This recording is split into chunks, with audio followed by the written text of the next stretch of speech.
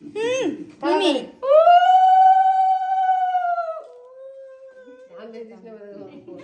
ওই দিদার না পান খাই খাইছে না মোটা উলুলু বেরোচ্ছে না উলুলু তো ভালো করে না মামি পারে না উলুলু আমি দেব না মা দেই না 15 দিন পূজা তো দেয় না কেন